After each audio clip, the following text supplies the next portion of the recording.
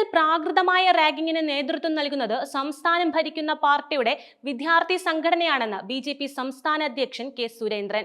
Ragging തടയാൻ BJP. പ്രവർത്തകർ രംഗത്തിറങ്ങും. ഭീകരവാദ സംഘടനകളെ പോലും നാണിപ്പിക്കുന്ന തരത്തിലുള്ള സാമൂഹ്യ വിരുദ്ധ സംഘടനയായി എസ്.എഫ്.ഐ. മാറിയെന്നും അദ്ദേഹം വാർത്താ സമ്മേളനത്തിൽ പറഞ്ഞു. അതിഭീകരമായ രീതിയിലുള്ള മനുഷ്യാവകാശ ലംഘനങ്ങളാണ് കലാലയങ്ങളിൽ നടക്കുന്നത്.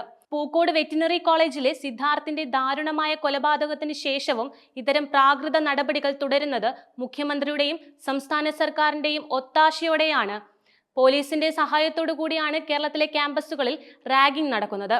റാഗിംഗ് കേസുകളിലെ പ്രതികൾക്ക് പരീക്ഷ എഴുതാനുള്ള സംവിധാനം ഒരുക്കിക്കൊടുക്കുക, കേസുകളിൽ നിന്നും ക്രിമിനലുകളെ രക്ഷപ്പെടുത്തുക തുടങ്ങിയ സമീപനമാണ് പോലീസ് നടത്തുന്നത്. പോലീസിന്റെ ഇത്തരം സമീപനം കൊണ്ടാണ് കേരളത്തിൽ റാഗിംഗ് തുടരുന്നതും. സാമൂഹ്യ വിരുദ്ധ സംഘടനയായ എസ്.എഫ്.ഐയെ ഒറ്റപ്പെടുത്താൻ കേരളത്തിലെ എല്ലാ ജനങ്ങളും ഒരുമിച്ച് വരണമെന്നാണ് ബി.ജെ.പിയുടെ അഭ്യർത്ഥന.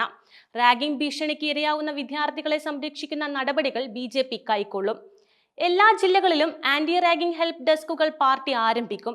കോട്ടയം ജില്ലയിൽ ആദ്യത്തെ ഹെൽപ്പ് ഡെസ്ക് നിലവിൽ വന്നു കഴിഞ്ഞു. സാമൂഹ്യ വിരുദ്ധർക്കെതിരെ ജനങ്ങളെ അണിനിരത്തി വലിയ പ്രതിരോധ സമരങ്ങൾക്ക് ബി.ജെ.പി. നേതൃത്വം നൽകും.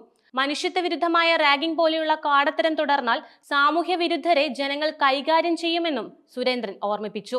മുമ്പും മോശം പ്രവണതകൾ ഉണ്ടായി എന്ന് പറഞ്ഞുകൊണ്ട് നഴ്സിംഗ് കൗൺസിൽ അംഗം രംഗത്ത് വന്നിരുന്നു. കോട്ടയം നഴ്സിംഗ് കോളേജിൽ മുമ്പും റാഗിങ്ങിന് സമാനമായ രീതിയിൽ മോശം പ്രവണതകൾ ഉണ്ടായെന്ന് നഴ്സിംഗ് കൗൺസിൽ അംഗം ഉഷാദേവി പറഞ്ഞു. 2022-23 അധ്യയന വർഷത്തിലാണ് സംഭവങ്ങൾ ഉണ്ടായത്. റാഗിങ്ങിന് സമാനമായ പരാതികൾ ഉയർന്നപ്പോൾ നഴ്സിംഗ് കൗൺസിൽ ഇടപെട്ടിരുന്നു. അന്ന് പരാതിക്കാരെയും ആരോപണ വിധേയരെയും വിളിച്ച് ചർച്ച ചെയ്ത് പ്രശ്നങ്ങൾ പരിഹരിച്ചിരുന്നു. ക്രൂരമായ റാഗിംഗ് ആണ് ഇപ്പോൾ നടന്നത്. കുറ്റക്കാരായ വിദ്യാർത്ഥികളെ പരീക്ഷ എഴുതാൻ അനുവദിക്കില്ല. കൗൺസിൽ തീരുമാനം കോളേജിനെയും സർക്കാരിനെയും അറിയിക്കും. തുടർ നടപടികൾ അതിവേഗത്തിലാക്കാൻ സർക്കാരിനെ സമീപിക്കുമെന്നും ഉഷാദേവി പറഞ്ഞു.